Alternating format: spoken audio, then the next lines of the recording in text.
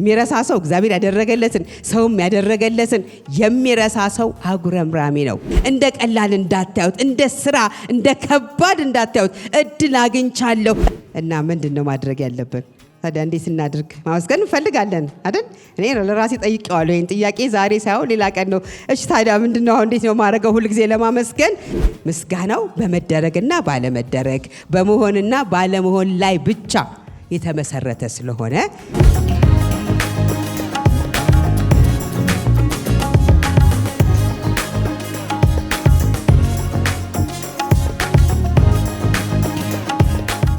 ጌታ ይባረክ። እኔም ደግሞ ዛሬ በክብሩ አደባባይ እንድቆም እንዲሁም ደግሞ በእናንተ በቅዱሳን መካከል እንድገኝ የረዳኝን አምላኬን እግዚአብሔርን እጅግ አድርጌ አመሰግናለሁ። ጌታ ይባረክ። እንዲሁም ደግሞ ይሄን እድል የሰጠኝን ፓስተሬን ፓስተር ዶክተር ተስፋው ሙሉ ዓለምንም ደግሞ እንዲሁ እጅግ አድርጌ አመሰግናለሁ። እግዚአብሔር ይባረክ። ዛሬ ከኔ ጋራ የምናየው ትንሽ ነገር ነው። አንድ ርዕስ እናያለን፣ የምስጋና ህይወት። ዛሬ የምስጋና ቀናችን ነው። የምስጋና ህይወት በሚል ትንሽ ነገር አብረን እናያለን። ጌታ ይባረክ። የዕብራውያንን መልእክት እናወጣና 13-15 ላይ አነባዋለሁ። ስለዚህ ዘወትር የምስጋናን መስዋዕት ይኸውም ለስሙ የሚመሰክሩ የከንፈሮችን ፍሬ በኢየሱስ አማካይነት ለእግዚአብሔር እናቅርብ። ምንድነው? ዘወትር ሁል ጊዜ። እኛ አሁን ዛሬ በወር መተን እግዚአብሔርን እያመሰገንን ነው። በጣም ትልቅ ነገር ነው አይደለ? ቆጥረን ስለምናመሰግን በህብረት ስለምናመሰግነው። ግን ዘወትር የምስጋናን መስዋዕት እንድንሰዋ እግዚአብሔር ይፈልጋል። ለምን? እዚህ ላይ ሲናገር ለስሙ የሚመሰክሩ የከንፈሮችን ፍሬ በኢየሱስ አማካይነት በክርስቶስ ከተደረገልን ነገር የተነሳ ከሆነልን ነገር የተነሳ ዘወትር የምስጋና መስዋዕታችንን እንድናቀርብ እግዚአብሔር ይፈልጋል። ምስጋና በነገራችን ላይ እግዚአብሔር ራሱ የዘረጋው ስርዓት ነው። እንድናመሰግን እንደዛ እኮ ነው ያለው። ምስጋናዬን እንዲናገሩ ለኔ የፈጠርኩት ወይ ደግሞ ምስጋናዬን እንዲናገሩ ለኔ ያበጀሁት ህዝቤ ነው የሚለው። የተፈጠርንበት ዓላማ እግዚአብሔርን ለማመስገን ስለሆነ ጌታ ይባረክ። ለተደረገልን ምስጋና ስንል ለተደረገልን ነገር ሁሉ ቆጥረን ማመስገን መልካም ነው። በአክብሮት በብዙ ትህትና እግዚአብሔርን በመፍራት በፊቱ ምስጋና እናቀርባለን። ሌላው ደግሞ ለማንነቱ አይደል? ለማንነቱ የምናቀርበው አምልኳችን አክብሮታችንን ትህትናችንን የምንገልጽበት መንገድ ነው። ለተደረገልን አለ፣ ግን ለእግዚአብሔር ደግሞ ለራሱ ለማንነቱ የምናቀርብበት አንዱ መንገድ ደግሞ ያው ምስጋና ነው። ስለዚህ እኔና እናንተ በተለይ በክርስቶስ ኢየሱስ የዳንን የእግዚአብሔር ልጆች የሆንን አይደል? ከጨለማ ወደሚደነቀው ብርሃን የመጣን ብርሃን የበራልን እግዚአብሔርን ለማመስገን ምክንያት ብዙ አለን አይደል? ቀደም ሲዘምሩ ምክንያት አለን የምናመሰግንባቸው። አመስጋኝ ማንነት እንዲኖረን ነው ዛሬ ነው የፈለኩት። ሁሌ እናመሰግናለን ጌታን፣ ግን የኛ ማንነታችን አመስጋኝ እንዲሆን ማለት በመናየው በነባራዊ ሁኔታ በስሜታችን ማመስገን መልካም ነው አይደለ? መልካም ነው። ለምሳሌ በዚህ ወር ተወልጃለሁ፣ እኔ በዚህ ወር ነው የጋብቻ ባሌን የፈጸምኩት። ምክንያት ቆጥረን መተን ሁሌ እናመሰግናለን። እና እግዚአብሔር በዚህ ነገር ሲያስተምረኝ አንድ ቀን እንደዚህ ነው የሆነው። ሁል ቀን ስመጣ ዛሬ ልጅ ወለድኩበት ስል ነገ እንትን የሆንኩበት በሚቀጥለው ወር ያልቆጥራለሁ የምፈልጋቸውን ነገሮች። እና አንድ ቀን ግን ቆጥረው ምንም ጠፋብኝ ምለው ማለት እንደዚህ አይነት የሚቆጠር እንዴ እግዚአብሔር ሆይ አመሰግናለሁ። ዳዊት እንዳለ ተኛው አንቀላፋው፣ እግዚአብሔር ደግፎኝ ነቅቼ በማለዳ ተነስቼ ገስግሼ ወደዚህ መምጣቴ ለአምላኬ ለእግዚአብሔር ምስጋና እንደሚገባው ገባኝ። ዘወትር ይላል፣ ሁል ጊዜ ልናመሰግነው የተገባ ነው። ክብር ለእርሱ ይሁን። ይላችሁ የምስጋናን ህይወት የምንለማመደው ህይወት ነው። የምንለማመደው በአንድ የሚሆን አይደለም። እግዚአብሔርን በማወቅ በማንነቱ እና በማንነቱ ላይ በመደገፍ የምናመሰግነው ነው አይደል? እንደዛ ነው። እነ ዳዊትን ብታዋቸው የዳዊት በተለይ ያው ቅድም ፓስተር ሲናገረው ነበረ የምስጋና ተምሳሌታችን ብዙ አሉ። እንደ ደመና የከበቡን እንዳሉት በጣም ብዙ ያመስጋኞች የነሱን ህይወት የምንከተላቸው አሉና መዝሙር 9 ላይ ከ1 እስከ 4 ያለውን እኔ በትርጉም ላንበው። አቤቱ አለ በልቤ ሁሉ አመሰግንሃለሁ፣ ተአምራትህንም ሁሉ እነግራለሁ። ባንተ ደስ ይለኛል፣ ሐሴትንም አደርጋለሁ። ልዑል ሆይ ለስምህ እዘምራለሁ። ጠላቶቼ ወደ ኋላ በተመለሱ ጊዜ ይሰናከላሉ፣ ከፊትህም ይጠፋሉ።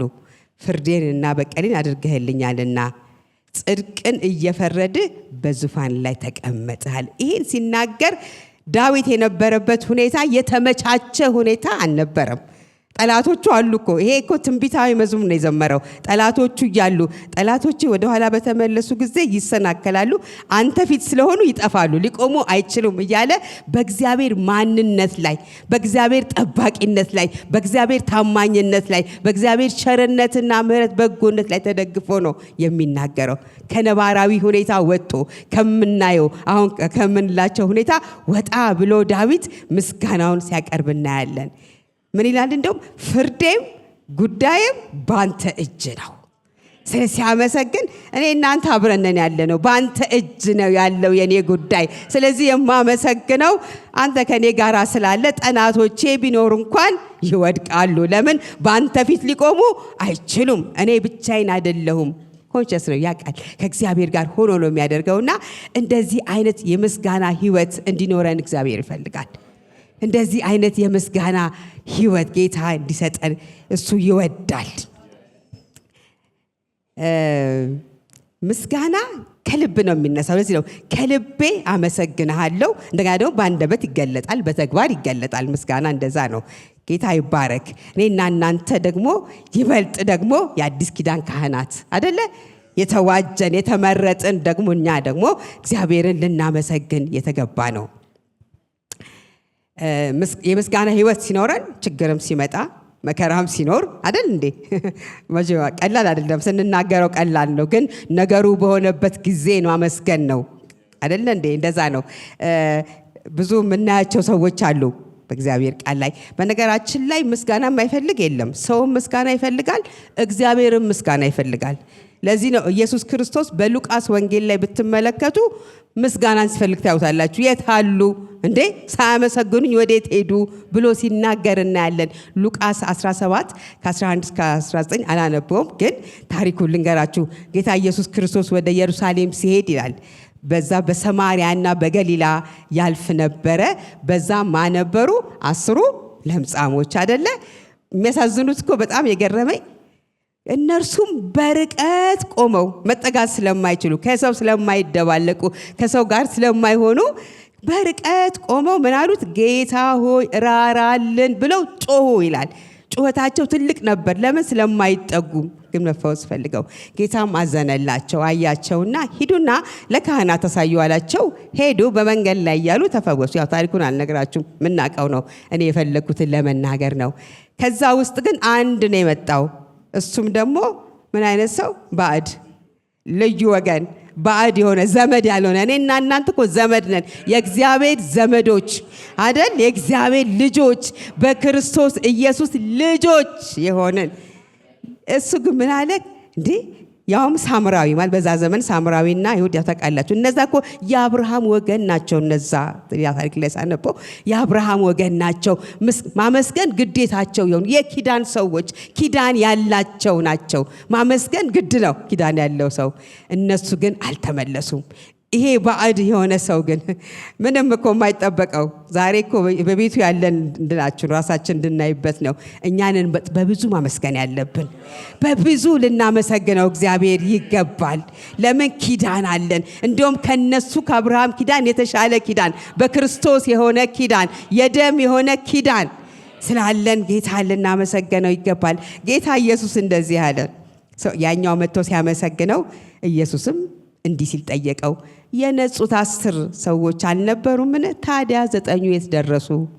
ከዚህ ባዕድ ሰው በቀር ብዙ ከማልጠብቀው ይመጣል ብዬ ከማላስበው ማለቱ ነው።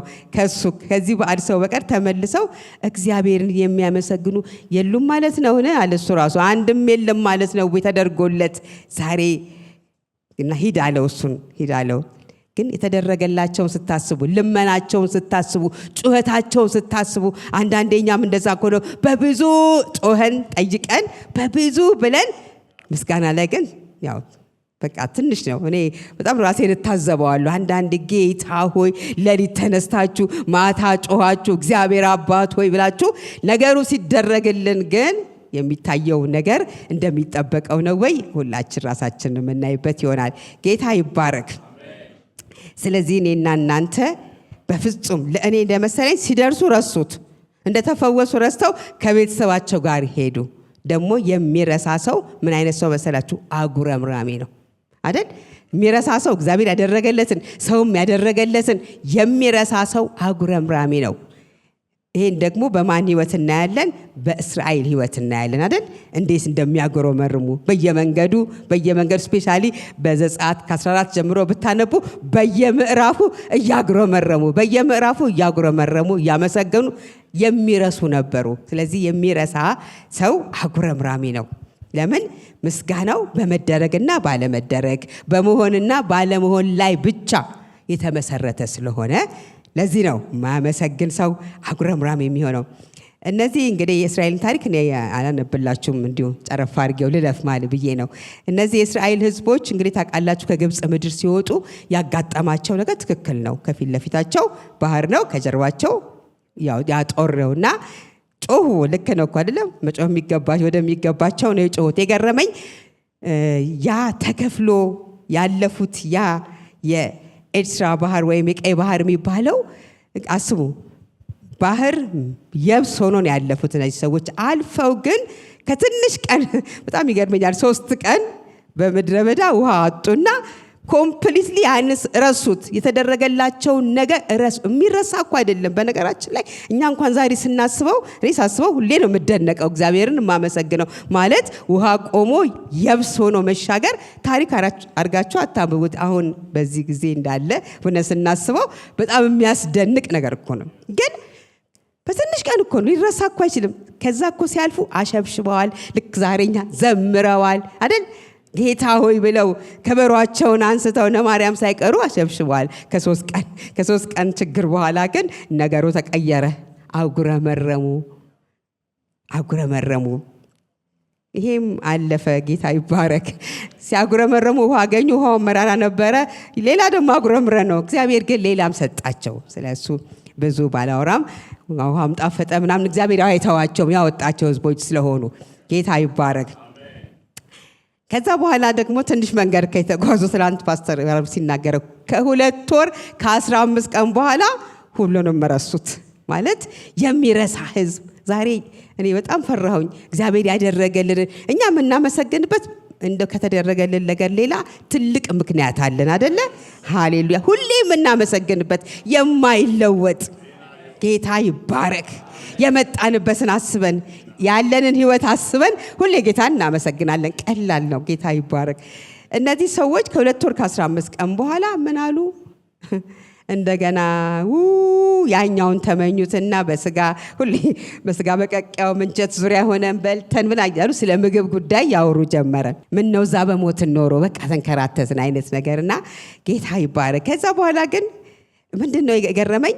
በእግዚአብሔር የተያዘላቸውን ሊገቡበት ያለውን ፍጻሜ አልተረዱትም ነበረ አይደል? ዛሬ እኔና እናንተ ምንድነው ወደ ክብር ፍጻሜያችን ተረድተን ነው አይደል የምንለው? የምንገባበትን አይተን ነው የምናመሰግነው። እነዚህ ሰዎች ግን ምንም አልተረዱትም። የሚገቡበትን ስፍራ ሊያስገባቸው የተያዘላቸውን ቦታ እግዚአብሔር ለምን እንዳወጣቸው እንዴት ስላልተረዱት ብንመለስ እዛው ነበር የሚሻል እያሉ ለምን እግዚአብሔር አምላካቸውን አላወቁትም? እየመራቸው ያለውን ቀን በደመና አይደል ሌሊት በእሳት አምድ እየመራ የሚወስዳቸውን አምላካቸውን አላወቁትም ነበር ይላልና በጣም የገረመኝ እንዲህ የሚል ቃል አለ ዘጸአት 16:12 ላይ እግዚአብሔር እንደዚህ አለ፣ ሲያጉረመርሙ ሰማቸው። በማ ላይ? በሙሴ ላይ። ሰው በሙሴ ላይ ሲያጉረመርሙ እግዚአብሔር ግን ሰማቸው። በሙሴ ላይ ማጉረምረም በእግዚአብሔር ላይ ማጉረምረም ነው አይደለ? አዎ እግዚአብሔር ይላካቸው ስለሆኑ በእነሱ ላይ ስናጉረመርም በእግዚአብሔር ላይ ያጉረመረምን ነው። ምን አለ? የእስራኤላውያንን ማጉረምረም ሰምቻለሁ፣ ይህን ንገራቸው አለው። ፀሐይ ከመጥለቋ በፊት ስጋ ትበላላችሁ፣ ሲነጋም እንጀራ ትበላላችሁ። ከዚያም እኔ እግዚአብሔር አምላካችሁ እንደሆንኩ ታውቃላችሁ። እግዚአብሔርን የሚያውቁበት መንገድ ራሱ በመብላትና በመጠጣት ጋር የተያያዘ ነው። በሁኔታ በጊዜያዊ ነገር ነው እግዚአብሔርን የሚያውቁት።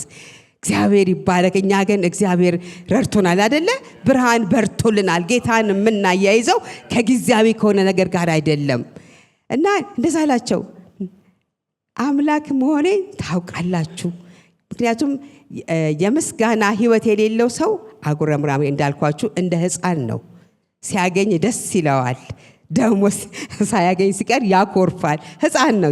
መንፈሳዊ ሕፃንነት ማለት ነው። በነገሮች ላይ የተመረኮዘ በነገሮች ላይ የሆነ ህይወት ነውና ልናድግ ይገባል። ሁላችንም እናድግበት ነው። በነገራችን ላይ ሁላችንንም ጨምሮ እያደግን ወደዛ የምንሄድበት ህይወት እንደሆነ ነው የተረዳሁት።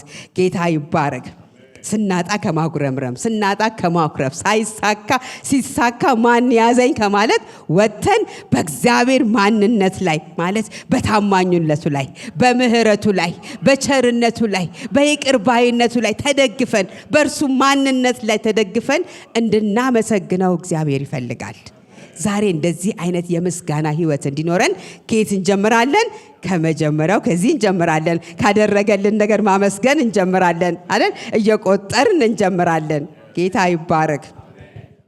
በነገራችን ላይ ምስጋና እንደነገርኳችሁ እግዚአብሔር የዘረጋው ስርዓት ነው። አለማመስገን እግዚአብሔር የዘረጋውን ስርዓት መሻር ነው በተዘዋዋሪ መንገድ።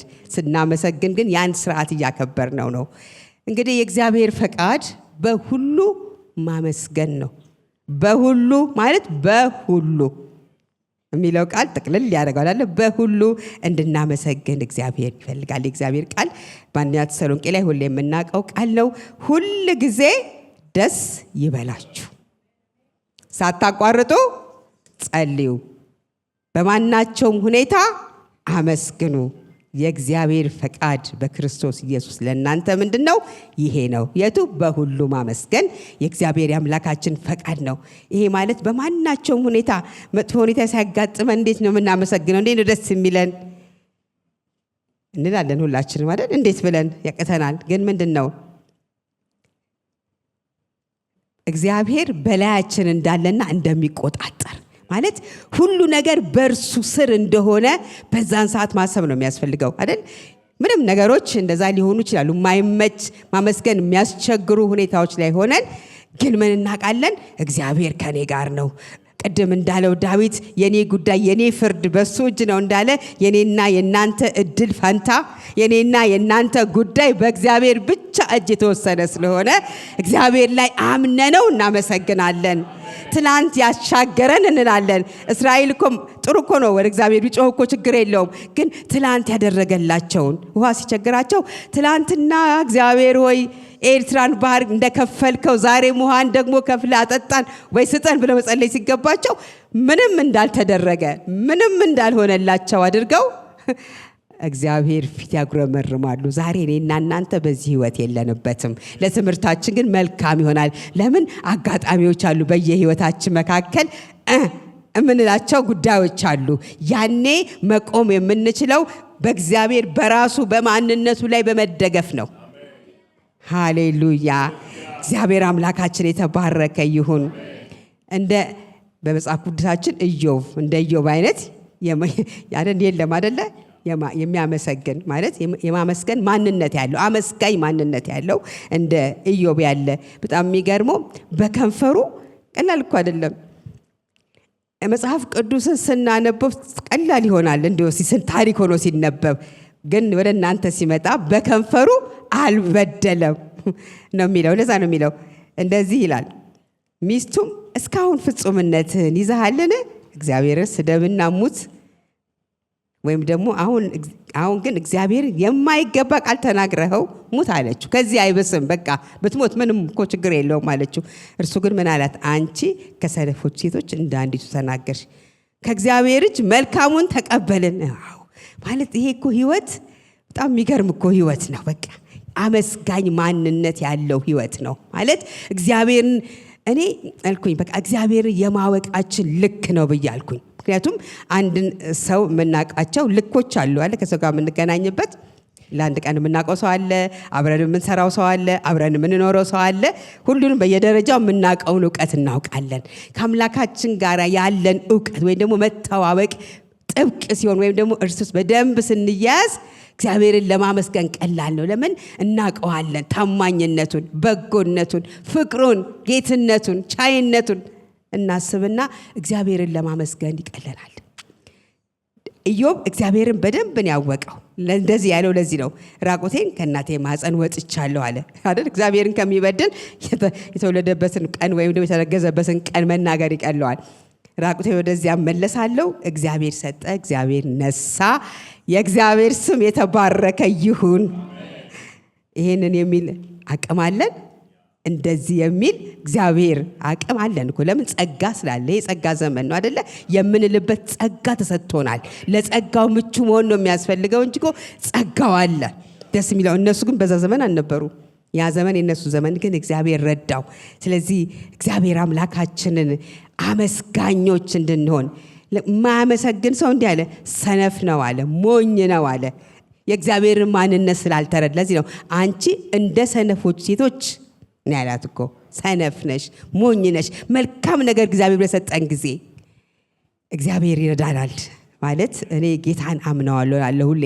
ምክንያቱም እግዚአብሔር ነገሮችን ወደ ልባችሁ ሲያመጣ ሊያረጋችሁ ወዶ ነው። ሁል ጊዜ እግዚአብሔር ሊሰራ ያለው ነገር ስላለ ነው። እንድንሆን የፈለገው ነገር ስላለ ነገሮችን ወደኛ ያመጣል። ጌታ ይባረክ። በጣም ሁል ጊዜ ደስ የሚለኛው ዳዊት ነው። እንግዲህ ስለሱ ስለ ዳዊት ብዙ እንናገራለን። ምክንያቱም የዳዊት ሕይወት ለኛ አስተማሪያችን ነው በምስጋና። ለምን? በንግስናውም በረኝነቱም በታችም በላይም እግዚአብሔርን ከማመስገን ዞር የማይል ሕይወት ስላለው መዝሙር ላይ እንደዚህ ይላል። 145 ከ1 እስከ 6 ያለውን አነባለሁ። ምን ይላል? አምላኬ ንጉሴ ሆይ ከፍ ከፍ አደርግሃለሁ፣ ስምህን ለዘላለም ዓለምም እባርካለሁ። በየቀኑ ያዙልኝ፣ በየቀኑ ሁሉ እባርካለሁ፣ ስምህን ለዘላለም ዓለምም አመሰግናለሁ። እግዚአብሔር ታላቅ ነው፣ እጅግም የተመሰገነ ነው። ለታላቅነቱ ፍጻሜ የለውም። ትውልድ ትውልድ ስራህን ያመሰግኑሃል፣ ኃይልህንም ያወራሉ፣ የቅድስናህንም ግርማ ክብር ይናገራሉ፣ ተአምራትህንም ይነጋገራሉ፣ የግርማህንም ኃይል ይናገራሉ፣ ታላቅነትንም ይነጋገራሉ ይላል። ብርታትህንም ይነጋገራሉ። ዳዊት በቃ እግዚአብሔርን የሚያመሰግንበት ዳይሜንሽን የተለየ ነው። ማለት ከሆነ ነገር ውስጥ እያለ ነው የሚያመሰግነው። እዛው ችግር ውስጥ እያለ፣ እዛው ዋሻ ውስጥ እያለ፣ እዛው ሁኔታ ውስጥ እያለ እግዚአብሔርን ለማመስገን ምንም። ምክንያቱም የሚያመሰግነው አንተ አምላኬ ነህ ነው። አንተ ንጉሴ ነህ ነው። ያንተ ማንነት ከኔ ሁኔታ የተነሳ አይለወጥም አይደል እንዴ? እግዚአብሔር ነው። ያ ደግሞ እግዚአብሔርን ደስ ያሰኘዋል አይደል? ስንታመነው ጌታ ደስ ይለዋል። እንደዚህ ነው። ታላቅ ነው፣ እጅግም የተመሰገነ ነው። ለታላቅነቱ ስንዘምር ቅድም በደንብ የዘመርነው አይደል? ይህንን በየግል ህይወታችን እናምጣው አይደል? ወደ ግላችን ብቻችንን ስንሆን በእግዚአብሔር ታላቅነት ላይ ተመርኩዘን እግዚአብሔርን እናመሰግናለን። ጴጥሮስ ሲናገር እንደዛ ነው ያለው። እናንተ ከጨለማ ወደሚደነቅ ብርሃን የመጣችሁ ለምንድን ነው አለ? የእርሱን በጎነቱን፣ አባትነቱን፣ አምላክነቱን የእሱን ነገር እንድንናገር የመጣንበት ዓላማው ራሱ የእርሱን በጎነት። ስሙ ለዘላለም ይባረክ። የተመረጠ ትውልድ፣ የንጉሥ ካህናት፣ የተቀደሰ ሕዝብ፣ እግዚአብሔር ገንዘቡ ያደረገው ሕዝብ ነው ይላልና እግዚአብሔር አምላካችንን እንድናመሰግነው ነው። ከዛኛው ወገን ወደዚህኛው ስፍራ የመጣንበት ዓላማ እግዚአብሔርን ለማመስገን ነው። ስለዚህ ዛሬ እናመሰግነዋለን። ከዚህ ቀን ጀምረን ማለዳ ስንነሳ እግዚአብሔርን እናመሰግናለን አይደል? እንደ ልማድ አይደለም እናመሰግነው፣ ሪሊ እናመሰግነዋለን። ለዚህ ነው ሁል ጊዜ ጸልዩ ሲል ሁል ጊዜ ተንበርከን አንጸልይም። ያው እንደምናውቀው እንደተማርነው ግን በዛ መንፈስ ውስጥ እንመላለሳለን። ጌታ ደግሞ መልካም አምላክ ነው። ስለዚህ በዚህ ልብ እንድንሆን ጌታ ይፈልጋል። ሌላም ደግሞ ያየናቸው እነ ጳውሎስና ሲላስን ማየት እንችላለን። መጽሐፍ ቅዱስ አስተማሪያችን ነው አይደል? የነሱ ህይወት እኮ ምንም ስለሆኑ አይደለም፣ እንደኛ ሰዎች ነበሩ አይደል እንዴ? እንደኛ ነበር የሚንቀሳቀሱ፣ የሚወጡ፣ የሚገቡ፣ ቤት ያላቸው፣ ኑሮ ያላቸው፣ ልክ እንደኛ እኛ እንደምንኖረው የሚኖሩ ሰዎች ናቸው። ስለነሱ ደስ ይለኛል። ምን ይላል? በመንፈቀ ሌሊት ግን ጳውሎስና ሲላስ እየጸለዩ እግዚአብሔር በዜማ እያመሰገኑ ነበር፣ እስረኞቹም ያደምጧቸው ነበር። እንዴት ነው እኔ ራሴን አስቀመጥኩት በእነሱ ስፍራ ላይና አማይሪ ሊያመሰግናለሁ በዛ ሁኔታ አትሉም? አንዳንድ ሰዎችን አሉ አሁንም በዚሁ በአካባቢያችን በጣም የምንደነቅባቸው ማለት እግዚአብሔርን የሚያመሰግኑ ያሉበት ሁኔታ ውስጥ ሆነው ጌታን ብቻ የሚያመሰግኑ። እኔ በጣም በቃ የሚፈትነኝ ጌታ ሆይ በዛ ጫማ ራሳችሁን አስገብታችሁ ስትመለከቱት ነው የምታውቁት። እንደነ ጳውሎስና እንደነ ሲላስ ተጠርቀው ተይዘው ታስረ እያለን እኔ መጽሐፍ ቅዱስ ጌታ ሆይ ታሪክ አይሆነብንም። በቃ እውነት ህይወት ነው ማለት ልንሆነው የተገባ ነው። እንደ ታሪክ ስናዳምጠው ታሪክ አድርገን እናሳልፈዋለን። ግን እነዚህ ሰዎች ታስረው ነበረ፣ ተጠርቀው ነበረ። በዛ ሁኔታ ግን እነሱ ያን ሁሉ ትተው ለምን አምላካቸውን እግዚአብሔርን ያወቁ። አምላኩን የሚያውቅ ሕዝብ ምን ያደርጋል? ይበረታል። ብርቶች ነበሩ። ለምን? አምላካቸውን እግዚአብሔርን ስለሚያውቁት። ስለዚህ ነው አምላኩን የሚያውቅ ሕዝብ ይበረታል ያደርግማል ተብሎ እንደተጻፈ አይደለ እንዴ? እንበረታለን፣ እናደርጋለን። ታሪክ አድርገን አናየውም። እግዚአብሔር አምላካችን የተባረከ ይሁን። ስለዚህ እነዚህ ሰዎች በጣም በታላቅ ድምፅ እግዚአብሔርን ያመሰገኑ ነበረ። እግዚአብሔር ደግሞ ምስጋናቸውን ሰማ። ማለት እግዚአብሔር በሚታመኑት ደስ ይለዋል። እኔ እንደዛ ነው የገባኝ። ለምን? እንደታመኑበት ገብቶታል። እግዚአብሔር ደስ አለው። በቃ ተደሰተና ተንቀጠቀጠች፣ ምድር ተንቀጠቀጠች። መሆን የማይችል ነገር ሁሉ ሆነ። ለምን? ምስጋናቸው። ጌታ ይባረክ። እግዚአብሔርን ያመሰግኑ ነበረ። ሃሌሉያ። ምስጋናቸው የአፍ አልነበረም። እውነት ነው አለ ከልባቸው በእውነት ጌታን ያመሰግኑት ነበረ። በዛን ጊዜ እግዚአብሔር ከዙፋኑ ተንቀሳቀሰ። ምድር የመሬት መንቀጥቀጥ ሆነ ነው የሚለው አይደል እንዴ? ተንቀጠቀጠ። ሰንሰለትን የሚፈታ መንቀጥቀጥ እኮ ነው የሆነው። ጌታ ይባረክ። ሃሌሉያ። ስናመሰግነው እንደዛ ነው የሚሆነው። ሃሌሉያ። እግዚአብሔር አምላካችን የተባረከ ይሁን። ስሙ ለዘላለም ይባረክ። ስሙ ለዘላለም ይባረክ። አምላካችን ትልቅ ነው። እውነት አምላካችን ታላቅ ነው። ከምንለው በላይ ነው። እኛ ከምናስበው ሁሉ በላይ ነው እግዚአብሔር። የእሱ ግን ልጆቹ ነን እኛ። ደስ አይልም? እኛ እኮ ልጆቹ ነን። እሱ አባታችን ነው። ክብር ለእርሱ ይሁን። አባታችንን ለማመስገን በጣም ቀላል እኮ ነው አይደል እንዴ? ሃሌሉያ። አባታችንን የሚያስፈልገው አባታችን እንደሆነ ማወቅ ነው መጀመሪያ። በደንብ አባታችንን ስናቀው ለማመስገን በጣም ቀላል ይሆንልናል። እግዚአብሔር አምላካችን የተባረከ ይሁን። ለምን? የተፈጠርነው እግዚአብሔርን ለማመስገን ነው። ይህን እንዳንረሳ። የተፈጠርነው በልተን ጠጥተን የሆነ ነገር ሆኖ የሆነ ነገር አግኝተን የሆነ ነገር አድርገን የምንሄድበት ሳይሆን እግዚአብሔር አምላካችንን ልናመሰግነው አይደል? የተጠራንበት ጥሪ አለ። እግዚአብሔር ደግሞ በዛ ውስጥ እንድናልፍና ጌታን እያመሰገን ወደዛ እንድንሄድ ይወዳል። ለዚህ ነው እና ምንድነው ማድረግ ያለብን ታዲያ? እንዴት እናድርግ? ማመስገን እንፈልጋለን አይደል? እኔ ለራሴ ጠይቄዋለሁ ይሄን ጥያቄ። ዛሬ ሳይሆን ሌላ ቀን ነው። እሺ ታዲያ ምንድነው እንዴት ነው ማድረገው? ሁሉ ጊዜ ለማመስገን ምን ማድረግ አለብኝ? ለምን ሁሉን አላመሰግንም? ሳየው ይሄኛውን ሳመሰግን ይሄኛውን ስተው እና እስቲ እግዚአብሔር ሆይ ምንድነው ማድረግ ያለብኝ? ከዛ የቅድም ያልነገርኳችሁ የዳዊትን ታሪክ በቃ ማለት ዳዊት ተኛው አንቀላፋው ማለት ኖርማል እኮ ነው አይደል? ሂደት ነው። በቃ ሁሉ ጊዜ የምናረጋቸው ነገሮች ናቸው። ለዳዊት ግን ኖርማል አይደሉም። ሂደት አይደለም። እንዲሁ ስለሆነ ለምንነሳው እግዚአብሔር ስለደገፈን ነው። እግዚአብሔር ከኛ ጋር ስለሆነ ነው።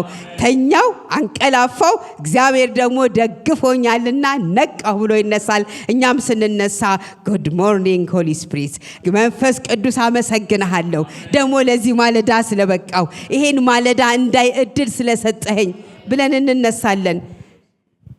እኔ እዚህ ቤተክርስቲያን ያው ቅድም እንዳልኳችሁ ጥሩ ስርዓቶች አሉ። አሁን ደግሞ በሴል እግዚአብሔር ጥሩ ነገር ሰጥቶናል። በባልዳ ተገናኝተን የምንጸልይበት ጌታን የምናመሰግንበት ከሌሊቱ አይደል በ11 ሰዓት ተነስተን ሁላችንም በየሴሎቻችን በየቀናችን በተመደብ ነው ጌታን እናመሰግናለን። ይሄ አንድ መንገድ ነው። ከዚህ ግን መጉደል አይቻልም። ከዚህ ስንጎድል እግዚአብሔር ካዘጋጀልን ነገር መጉደል ማለት ነው። ስለዚህ እግዚአብሔርን ልናመሰግነው እድል አለ። እግዚአብሔር ብዙ እድሎችን እያዘጋጀ ነው። በድሉ ሁሉ ግን መጠቀም የኔና የናንተ ድርሻ ነው። ምክንያቱም እግዚአብሔር እሱ አምላክ ነው፣ ግን እኛ ምን አለ አብረን የምንሰራነን ያለው በሁሉ ነገር እግዚአብሔር ከኛ ጋራ ነው የሚሰራው አይደል? ብቻውን አይደለም። እግዚአብሔር ከኛ ጋራ የኔና የናንተን ድርሻ ማወቅ፣ በድርሻችን ላይ መቆም፣ መሆን የሚገባንን መሆን የኔና የናንተ ድርሻ ነው። በጣም ቤተክርስቲያን እያመሰገንኩ ነበረ። ማለት ለኔም ብቻ ሳይሆን በቃ እግዚአብሔር ለሕዝቡ የመጣ እድል ነው። ለምን ሰው ማለዳ ተነስቶ ሮጦ ወደ ስራ ከመሄድ ይሄ እድል አለ። ቁጭ ብሎ ጌታን አመስግኖ እግዚአብሔር ሆይ ስለሰጠኝ ስለዚህ እድል ደግሞ እነዚህ ቅዱሳነቶችና ወንድሞቼን ሰጥተኸኛል፣ አብረውኝ የሚጸልዩ አይደለ? ጌታ ሰጥቶናል እኮ ብዙ እህትና ወንድሞች። ክርስትናው እንደዛ ነው አይደለ? ወደ ጎን ነው ወደ እህትና ወደ ወንድሞቻችን፣ ወደ ላይ ደግሞ ወደ እግዚአብሔር ነው አይደል? እንዴ ነው። ስለዚህ እግዚአብሔር ይሄን እድል አዘጋጅቷል። እንደ ቀላል እንዳታዩት፣ እንደ ስራ እንደ ከባድ እንዳታዩት። እድል አግኝቻለሁ አንተን የማመሰግንበት እድል ነው ብለን ልንጠቀምበት ይገባል። የዳዊት ህይወት እንዳልኳችሁ እንትን ነው። በችግርም ውስጥ ይጠይቃል እኮ ጥያቄ ይለምናል እኮ፣ ግን ከምስጋና ጋር ነው። ሁሌ የእሱን ታላቅነት ተናግሮ ነው። እግዚአብሔር ደግሞ የእውነቱን እኮ እንደሚችል ተናግሮ ማንነቱ ላይ ተደግፎ እሱ ደግሞ ጠይቃል። ለዚህ ነው ከምስጋና ጋር ልመናችሁን አስታውቁ እንጂ በአንዳች አትጨነቁ ያለው።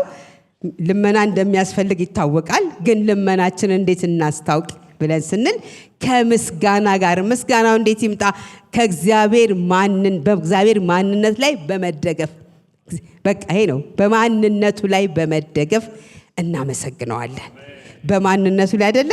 እርሱ ታማኝ ስለሆነ፣ እሱ ታላቅ ስለሆነ፣ እሱ ማድረግ ስለሚችል በአንተ ተደግፌ እግዚአብሔር ሆይ ብለን ከምስጋና ጋር ይሄንን በፊቱ እናቀርባለን። ይሄን ማድረግ ትፈልጋላችሁ? አመስጋኝ መሆን ትፈልጋላችሁ?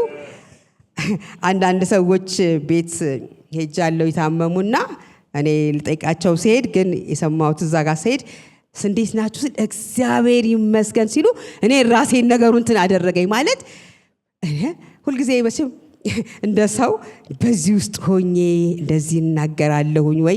ሁሌ ራሳችንን ማየት መልካም ነው ብዬ ስለማስብ በቃ የሚያመሰግኑ ሁኔታ የማይገዛቸው እግዚአብሔርን ከሁኔታ ነገር ጋር የማያገናኙ በጣም እግዚአብሔር የረዳቸው ሰዎች አሉ። እኔና እናንተንም ጌታ ረድቶናል አይደለ?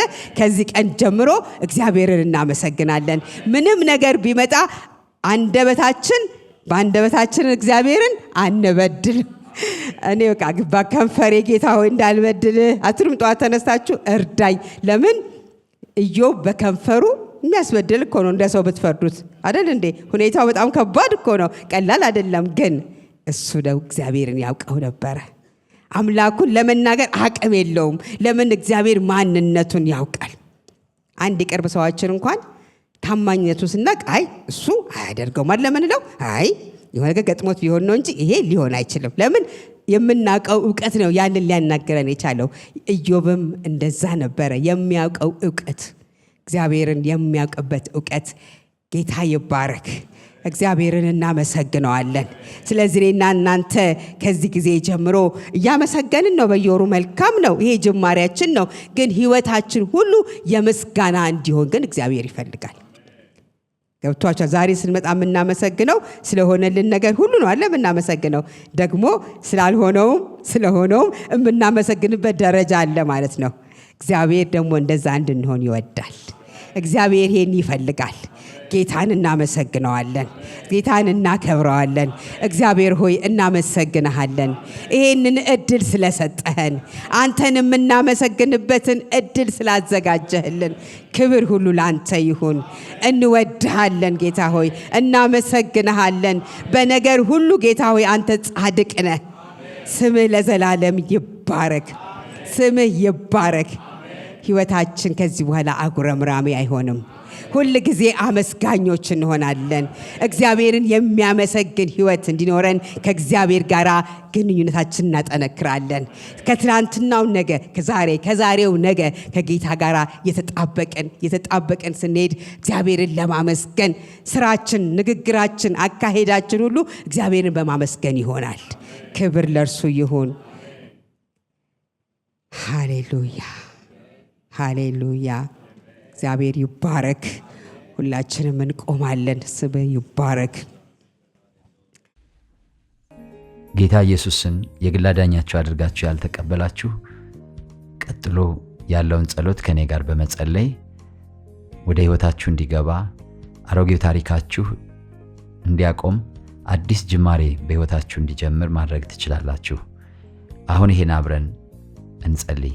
እኔ የምለውን በማለት ኢየሱስን ወደ ሕይወታችሁ ጋብዙት። እግዚአብሔር አምላክ ሆይ ዛሬ ወደ አንተ ስለጠራኸኝ አመሰግንሃለሁ። እግዚአብሔር ሆይ እኔ ኃጢአተኛ ነኝ። ኃጢአቴን ይቅር በለኝ፣ መተላለፌን ደምስስልኝ። ክቡር በሆነው በልጅ በኢየሱስ ክርስቶስ ደም ከኃጢአቴ ሁሉ አንጻኝ። እግዚአብሔር ሆይ ዓለምን፣ ሰይጣንን፣ ሥራውን ክጃለሁ። ጌታ ኢየሱስ ክርስቶስን የሕይወቴ አዳኝና ጌታ አድርጌ ተቀብያለሁ።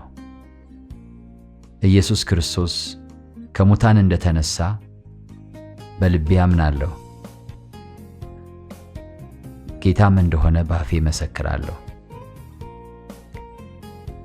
እግዚአብሔር ሆይ ስለተቀበልከኝ አመሰግንሃለሁ። አሁን ልጅህ ነኝ። ይህን ዕድል ስለሰጠኸኝ አመሰግንሃለሁ።